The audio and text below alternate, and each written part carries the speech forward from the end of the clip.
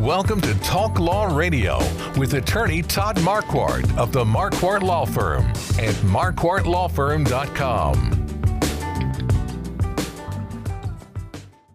Welcome back to Talk Law Radio. I'm Todd Marquardt on the radio, on Facebook Live, on YouTube, and on talklawradio.com. So check out YouTube, subscribe to the channel so that you can receive the alert when new episodes are dropped. We're usually talking about the law because in the beginning, God had one law: don't eat from the fruit of that tree.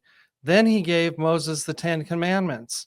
And now we have municipal, state, and federal lawmakers that won't stop creating new laws that might impact you without you knowing it. So I'm here. They stop when they go watch the Spurs. They eat their popcorn and they stop making new laws for a minute. We're talking about basketball arenas and baseball stadiums, also football stadiums with Dr. Andrew Zimbalist, who is an economics professor at the Smith College. Is that right, Doctor? Yeah. And we've been talking about the costs and the potential benefits and economic benefits to the citizens of a city and non-economic benefits to the citizen. And before the break, I asked the doctor if he could come up with one example when a city had a positive economic benefit from building an arena. Yeah, I think there are lots of examples. There's the Brooklyn Nets. They moved from the Meadowlands in New Jersey to downtown Brooklyn, or just outside of downtown Brooklyn, a place called Atlantic Square, and they financed the entire construction of the arena, and they're also financing. That is to say, the Nets used to be owned by the Ratner family, Forest City Ratner. They financed entirely privately the construction of the arena, and they're developing a property of land that's 20 some odd acres adjacent to the arena. They're providing the investment to develop it. It's mostly in a residential way. So I think because there's very little public money put into it, a tremendous amount of private money, and it was very well thought out and planned. That's certainly an example. The Braves, Atlanta Braves in Cobb County, recent stadium that was built there about 6 or 7 years ago. The Rams, Los Angeles Rams, and Kroenke, the owner of the Rams, built with private funds, $5 billion SoFi Stadium in Inglewood, California. I think clearly is an economic benefit to Inglewood and the surrounding cities. The Giants, San Francisco Giants, built Pac-Bell Park with private money, entirely with private money back in the year 2000. The Patriots built Gillette Stadium in Foxborough, Massachusetts, private money. I think that's also another case. So when you have the team putting up the vast majority of the financing, and when there are ancillary agreements around the lease and around the infrastructure, like stuff that we've referred to already, it's certainly possible for this to happen. I think I just gave you 5 or 6 cases. Yeah. And there are others. The thing is that it's not usually the case, and it's certainly not automatically the case, that these things pay out financially. And so the best advice is you need to have people who are well informed and experienced to bring out all of these points and to do proper economic modeling and cost benefit analysis to see how it really works out. And then it's the obligation of the politicians to share the information, not paid for economic impact studies where it's done by a company that happens to be owned by the team that's promoting, but outside independent experts who can give you the information and the analysis you need to understand. I'm glad you mentioned politicians there. This radio show is sponsored by Marquardt Law Firm, and Marquardt Law Firm focuses on business and estate law, including last wills and living trusts. And the whole issue behind estate planning is legacy.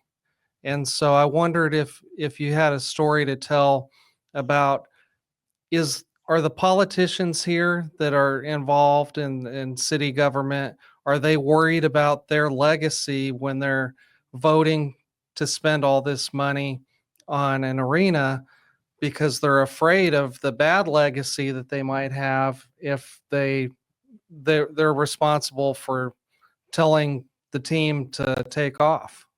Right, of course. And let's not only paint with a broad brush here. I mean, politicians usually share certain characteristics with each other, like they're maniacal egoists. That's usually true. But they're public servants.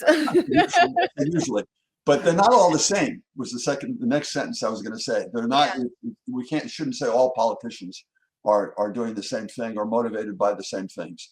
And of course, politicians care about their legacy.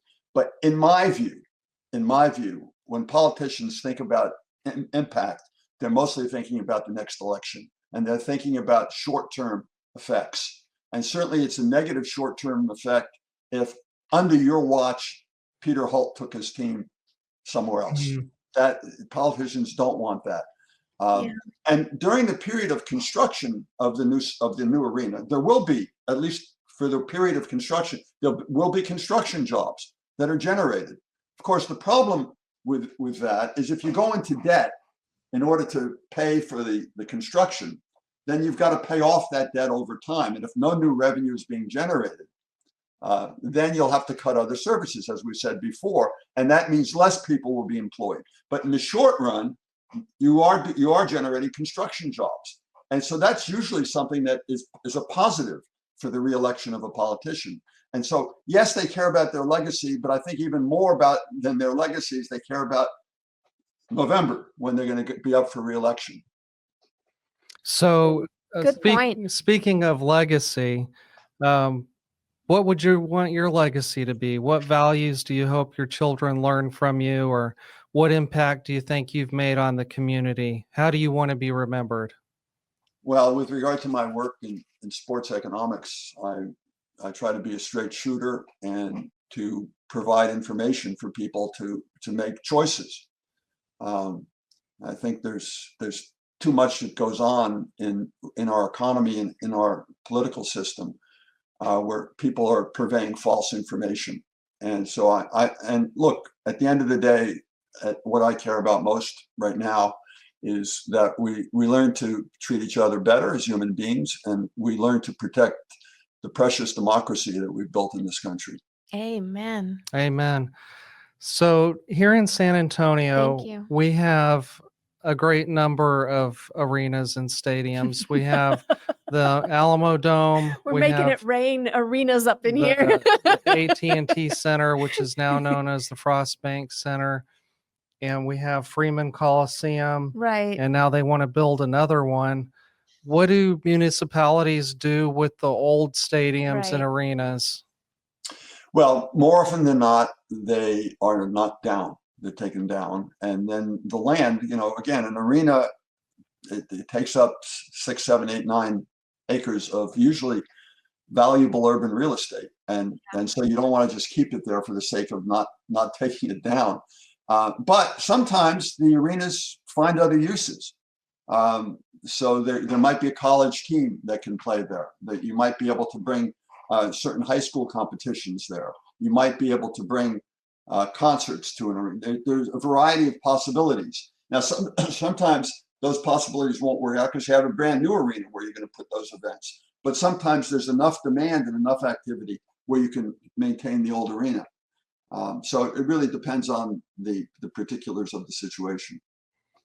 Terrific. Thank you so much for being on our show today on Talk Law Radio with Todd Marquardt and Shannon Roberta Salmon Haas, San Antonio. What would your encouraging word be for the day? I would give it back to the doctor, because we have this happening in our community right now, and people are busy. They have to go to work. Maybe they don't have time to read his entire book, although everyone should get it. It looks amazing. Is there a quick takeaway, something the average Joe can do? We're completely divided right now. Our city council is split in half. We're mimicking the national politics right now, where we've got these factions fighting. They're doing the sound bites. And what can we do to unite our community And what's one takeaway we can do? In please? 2 minutes. Yes, please. If there is one. Well, first of all, let me say, because you've been kind enough to lift up my book and tell people to read it several times during the course of our discussion. Let me just say that that was a project I did together with Roger Knoll, an economist at Stanford University. So it's not just my work, but also Roger's. Roger's is a brilliant, wonderful economist. But in terms of, look, I think that life in America today is pretty complicated. When I was in college, I lived in a world where people watched the evening news at night. It was CBS or NBC or ABC, whatever they watched, and there was a common knowledge that we all shared. Now, we all didn't agree with each other necessarily, but there was a common knowledge that these are the facts of the days. This was what was going on. Today, it's very hard to know what the reality is, because we got people on both sides of our very bifurcated political system that are talking about very different realities. And I think the only way to deal with that as an individual voter is to try to inform yourself by going to real sources, not just watching television or watching streaming on the internet or listening to podcasts from a right winger and a left winger, but try to find some central sources that can give you the real story and to educate yourself. We need to, for our democracy is going to flourish. If it's going to flourish, we need to have an educated voter base, an educated electorate. And that means work. It means some work. And that's my recommendation. I think Talk Law Radio is a pretty good source of information, don't you, Shannon? I agree with you. And amen to what you said. You're so eloquent. You also have a big thumbs up from the guy who is behind the camera, Mark. He just was fascinated with this episode, and so you have a big fan. So thank you so much for joining us. We have to end the segment. Many thanks. I appreciate Thanks you. for having me. Good luck with your decision on the arena. Thanks. Bye. This has been Talk Law Radio with attorney Todd Marquardt, brought to you by the Marquardt Law Firm. You can learn more at marquardtlawfirm.com. And be sure to listen to the full Talk Law Radio show Saturday mornings at 11 on 9:30 a.m. The Answer. Each week, attorney Todd Marquardt talks about the law. His mission with the Talk Law Radio show and podcast is to help you discover your legal issue blind spots. In the beginning, God had one law. Don't eat from the fruit of that tree. Then came the 10 Commandments. Now we have federal, state, and municipal lawmakers that won't stop creating new laws. Laws that might impact you without you knowing it. Listen to the show and drop a line on Facebook or email host@talklawradio.com and let the host know what you think of the show, the topics you want to hear, and whether you want to be a guest.